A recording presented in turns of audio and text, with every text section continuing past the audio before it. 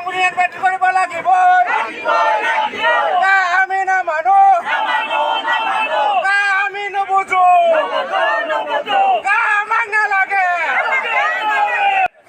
নাগৰিকত্ব সংশোধনী আইনৰ বিৰোধিতাৰে যোৰহাটত যুৱ ছাত্ৰৰ উত্তাল প্ৰতিবাদ নাগৰিকত্ব সংশোধনী আইনৰ বিৰোধিতাৰে আজি উত্তাল হৈ পৰে যোৰহাট ৰাজ্যৰ বিভিন্ন প্ৰান্তৰ লগতে অসম জাতীয়তাবাদী যুৱ ছাত্ৰ পৰিষদৰ যোৰহাট জিলা সমিতিয়ে চৰকাৰৰ এই সিদ্ধান্তক তীব্ৰ বিৰোধিতা কৰি জিলা আয়ুক্তৰ কাৰ্যালয়ৰ সন্মুখত প্ৰতিবাদ সাব্যস্ত কৰে উল্লেখ্য যে বিজেপি চৰকাৰে চলিত মাৰ্চ মাহত প্ৰথম সপ্তাহত প্ৰৱৰ্তন কৰিব নাগৰিক সংশোধনী আইন চৰকাৰৰ এই সিদ্ধান্তক কোনো কাৰণতে মানি লোৱা নহ'ব বুলি চৰকাৰক প্ৰতিবাদকাৰীসকলে সকীয়াই দিয়াৰ লগতে বিভিন্ন শ্লোগানেৰে পৰিৱেশ উত্তাল কৰি তোলে এই প্ৰতিবাদৰ অন্তত জিলা আয়ুক্তৰ যোগেদি ৰাষ্ট্ৰপতিলৈ দাবী সম্বলিত স্মাৰক পত্ৰ প্ৰেৰণ কৰি হঠকাৰী সিদ্ধান্ত বাতিল কৰিবলৈ যুৱ ছাত্ৰ পৰিষদে দাবী জনায়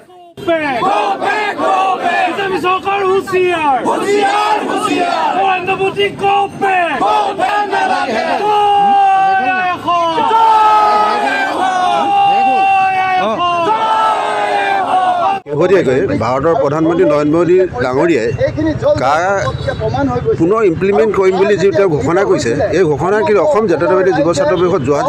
জিলা সমিতিয়ে গভীৰ উদ্বেগ প্ৰকাশ কৰিছে ইতিমধ্যে অসমত উভয় বাংলাদেশীৰ বোজা সহিব নোৱাৰা অৱস্থা এটা হৈছে যাৰ ফলত অসমৰ ৰাজনৈতিক সাংস্কৃতিক সকলো দিশতে অৰ্থনৈতিক সকলো দিশতে কিন্তু এটা সংকটত ভুগিছে অসমীয়া জাতিটোৱে যিখিনি মানে খিলঞ্জীয়া জাতি জনগোষ্ঠী এনে এটা অৱস্থাটো নৰেন্দ্ৰ মোদী ডাঙৰীয়াই কাৰ যুগখন ইমপ্লিমেণ্ট কৰি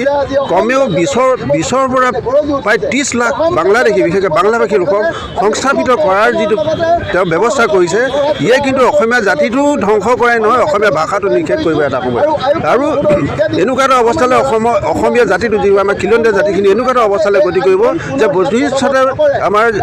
পৃথিৱীৰ মানচিত্ৰত যে অসমীয়া জাতি এটা আছিলে যাৰ কোনো অস্তিত্ব নাইকিয়া হৈ পৰিব আমি অসম জাতীয়তাবাদী যুৱ ছাত্ৰৰ আগৰ পৰাই আমি প্ৰতিবাদ কৰি আহিছোঁ এই কাৰ আৰু এতিয়াও প্ৰতিবাদ কৰিছোঁ যে অতি সোনকালে এই কাৰখন উঠাই ল'ব লাগে আৰু সেই মৰ্মে আজি কেন্দ্ৰীয় সমিতিৰ নিৰ্দেশমৰ্মে আমি ইয়াত ধৰ্ণা কাৰ্যসূচী কৰিছোঁ আৰু ভাৰতৰ ৰাষ্ট্ৰপতিলৈ আমাৰ উপায়ুক্তৰ যোগেদি আমি এখন মেম'ৰেণ্ডাম পঠাইছোঁ আৰু আমি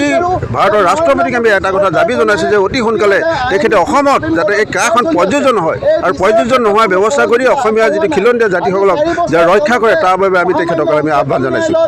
হয় চাওক আচলতে অসম জাতীয়তাবাদী যুৱ ছাত্ৰ পৰিষদে নাগৰিকত্ব সংশোধনী বিল হৈ থকাৰ অৱস্থাৰ পৰাই এই বিলখনৰ বিৰোধিতা কৰিছিল আৰু ঠিক তাৰ সমান্তৰালভাৱে আইনলৈ পৰিণত হোৱাৰ পিছতো এই আইনখনৰ বিৰোধিতা কৰি আহিছে আজিৰ শেহতীয়াকৈ নৰেন্দ্ৰ মোদী নেতৃত্বাধীন বিজেপি চৰকাৰখনে চলিত মাহৰ প্ৰথম সপ্তাহতে মাৰ্চ মাহৰ প্ৰথম সপ্তাহতে এই কাৰ আইনখন সম্পূৰ্ণ বলবৎ কৰাৰ সিদ্ধান্ত গ্ৰহণ কৰিছে আৰু এক ষড়যন্ত্ৰমূলকভাৱে এই সম্পূৰ্ণ অসাংবিধানিক আৰু জাতিধ্বংসী নাগৰিকত্ব সংশোধনী আইনখন অসমত যি বলবৎ কৰাৰ যি ব্যৱস্থা গোটেই সমগ্ৰ ভাৰতবৰ্ষৰ লগতে অসমত যি বলবৎ কৰাৰ ব্যৱস্থা বিশেষভাৱে ক'ব বিচাৰোঁ যে অসমত অসমীয়াৰ ভাষাৰ ক্ষেত্ৰত বিৰূপ এক প্ৰভাৱ পৰিব আৰু য'ত নেকি বাংলা ভাষালৈ অসমখন পৰিণত হ'ব এই কথা বতৰাবিলাক আমি পূৰ্বৰ পৰা কৈ আহিছোঁ ঠিক আজিৰ তাৰিখতো আমি কৈছোঁ যে শেহতীয়াকৈ আমি নৰেন্দ্ৰ মোদী ডাঙৰীয়াৰ বিজেপিৰ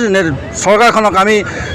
এই কাৰ আইনখন বাতিল কৰিবৰ কাৰণে আমি এই যি আমাৰ আন্দোলন অব্যাহত ৰাখিছোঁ আৰু ভৱিষ্যতলৈ এই আন্দোলন অব্যাহত থাকিব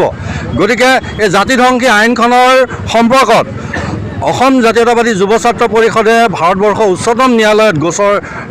গোচৰ তৰিছিল আৰু সেই সম্পৰ্কত শুনানি আজি তাৰিখলৈকে চলি আছে তাৰ গোচৰাধীন হৈ আছে তৎসত্ত্বেও কিন্তু আইনী প্ৰক্ৰিয়া যুঁজ হৈ থকাৰ পিছতো আজি তাৰিখত কিন্তু নৰেন্দ্ৰ মোদী নেতৃত্বাধীন বিজেপি চৰকাৰখনে এই কাৰ আইনখনক ষড়যন্ত্ৰমূলকভাৱে বলবৎ কৰাৰ যি ব্যৱস্থা কৰিছে তাক আমি সম্পূৰ্ণ অসম জাতীয়তাবাদী যুৱ ছাত্ৰ পৰিষদে বিৰোধিতা কৰিছোঁ আৰু আজি অসম জাতীয়তাবাদী যুৱ ছাত্ৰ পৰিষদৰ সমগ্ৰ অসমৰ লগতে যোৰহাটতো তাৰ অংশ হিচাপে আজি আমি ধৰ্ণা কাৰ্যসূচী ৰূপায়ণ কৰি ভাৰতবৰ্ষৰ ৰাষ্ট্ৰপতি ডাঙৰীয়ালৈ আমি স্মাৰক পত্ৰ প্ৰেৰণ কৰিম আৰু অনাগত সময়ত যদি ইয়াৰ পৰা কোনো ধৰণৰ ব্যৱস্থা নহয় বিশেষকৈ যোৰহাটত অসম জাতীয়তাবাদী যুৱ ছাত্ৰ পৰিষদ যোৰহাট জিলা সমিতিয়ে যোৰহাটীয়া ৰাইজক লৈ ৰাজপথত কিন্তু জংগী আন্দোলন কৰিবলৈ বাধ্য হ'ব।